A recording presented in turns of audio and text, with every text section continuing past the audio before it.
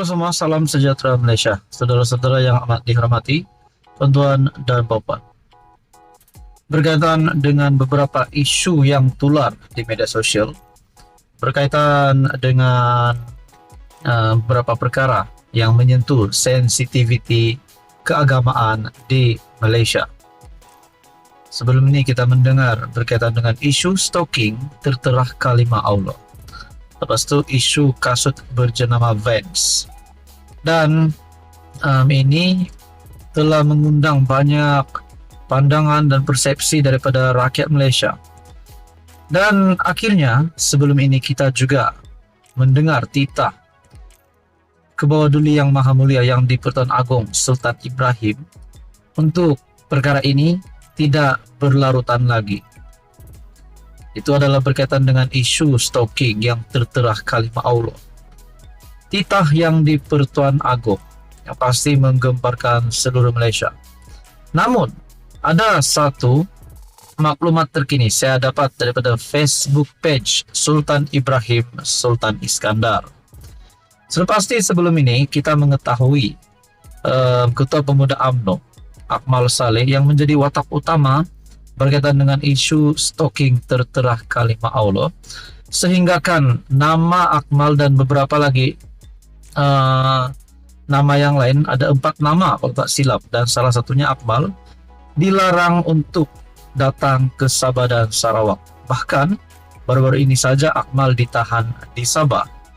Nah, saudara-saudara, terkini saya mendapat maklumat daripada Facebook page Sultan Ibrahim Sultan Iskandar yang di-Pertuan Agong terima menghadap pemimpin UMNO dan DAP. Kebawah-Duli Yang Maha Mulia yang di-Pertuan Agong Sultan Ibrahim berkenan menerima menghadap pemimpin kanan Parti UMNO dan DAP di Istana Negara 9 April hari ini. Pemimpin yang hadir menghadap Seri Paduka Baginda ialah YB Datuk Seri Muhammad Hassan, Timbalan Presiden UMNO YB Datuk Seri Abdul AB Raf Yusof, Pengerusi Badan Perhubungan UMNO Melaka, Timbalan Setiausaha Agung DAP YB Liu Chintong, dan Ketua Pemuda UMNO Dr. Muhammad Akmal Saleh turut bersama. Sesi menghadap bersama Seri Paduka Baginda bertumpu kepada perkembangan semasa berkaitan isu-isu sensitiviti agama dan kaum. Saya ingin menasihati semua pihak untuk memberi tumpuan untuk mengajak rakyat ke arah perpaduan, bukannya perpecahan. Saya ingin melihat rakyat bersatu padu dengan harmoni. Titah Sultan Ibrahim. Saya berharap pemimpin politik tidak ekstrim dalam memberikan pandangan tentang isu-isu agama dan perkauman, bukan hanya UMNO dan DAP, tapi juga semua parti. Pemimpin mesti menjadi jambatan atau penghubung antara rakyat majmuk negara kita dengan contoh perilaku yang matang. Kejadian baru-baru ini sepatutnya membuka mata semua pihak bahwa semua lapisan rakyat mempunyai tanggung jawab menjaga perpaduan negara.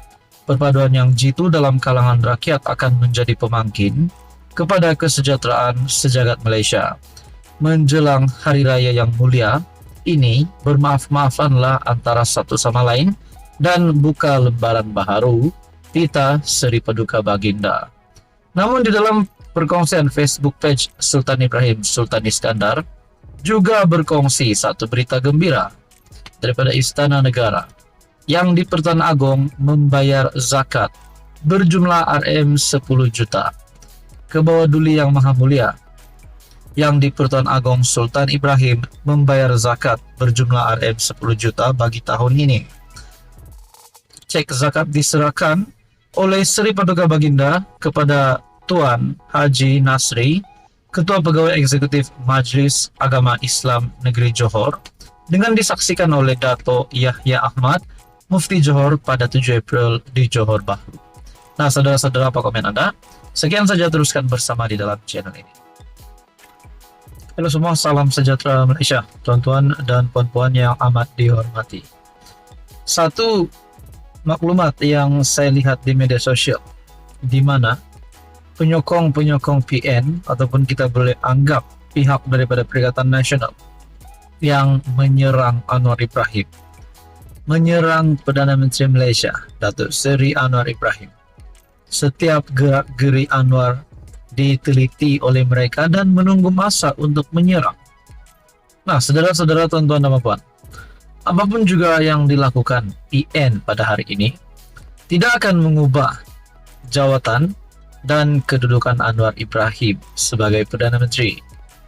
Nah, saudara-saudara, tuan-tuan dan puan, saya melihat dalam satu artikel, cermin mata hitam jadi modal kumpulan anti Anwar burukan PM. Sejak minggu lalu, penampilan Datuk Seri Anwar Ibrahim yang mengenakan cermin mata hitam di majlis-majlis yang dihadirinya menjadi perhatian ramai. Artikel pada 9 April. Bukan hanya itu, kumpulan anti Anwar juga nampaknya menggunakan isu tersebut untuk memburukkan Perdana Menteri di sosial media. Sejak menjadi PM, setiap gerak-gerinya dan setiap patah perkataannya diteliti oleh pihak lawan yang hanya menunggu masa untuk menyerang. Tetapi tidak disangka isu bercermin mata hitam pula menjadi isu panas yang digembar-gemburkan. Sedangkan Anwar masih bekerja keras menghadiri program-program rakyat. Dalam satu hantaran di platform X, seorang penyokong pembangkang memotret gambar Anwar dengan caption, "Are you okay, Anwar?" Selain menyertakan gambar PM berkacamata hitam dan jari-jarinya yang kelihatan membengkak. Di ruangan komen hantaran itu, seorang lagi individu anti Anwar berkata, keadaan pemimpin itu semakin teruk. Nah, saudara-saudara, kata Anwar sakit, adakah sekarang ada berita yang mengesahkan bahwa Anwar sakit sehingga masuk hospital? Adakah mereka hanya mencipta satu situasi untuk memburukkan Anwar Ibrahim?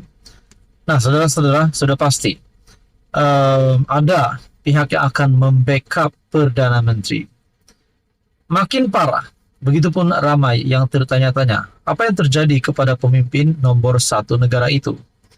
Menurut laporan The Star, Perdana Menteri mengalami reaksi alergik di kedua-dua belah matanya, namun tidak diberitahu terperinci. Kedua-dua matanya terjujas. Dia dinasihatkan untuk berehat sebenarnya, kata seorang pegawainya seperti dilapor.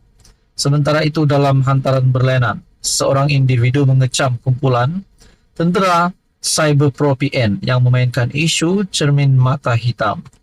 Mereka antara lain imam di Masjidil Haram pun menggunakan cermin mata begitu. Maka tidak sepatutnya ia dijadikan satu masalah.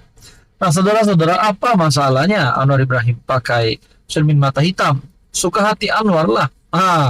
Yang pihak kenapa tiba-tiba ada pihak yang tiba-tiba tak puas hati pula Anwar pakai cermin mata hitam? Walaupun Anwar Ibrahim terkena alergik ataupun sebagainya, tetapi kita doakan Anwar dalam keadaan yang baik. Namun apa yang saya lihat, keadaan ataupun kredit ataupun kepujian untuk Anwar Ibrahim. Di dalam keadaan begitu pun, beliau masih boleh menghadiri program-program bersama rakyat. Nah, saudara-saudara, tuan-tuan dan puan, apa komen Anda? Sekian saja, teruskan bersama di dalam channel ini. Untuk info yang seterusnya, jangan lupa tekan butang like, share, dan juga subscribe.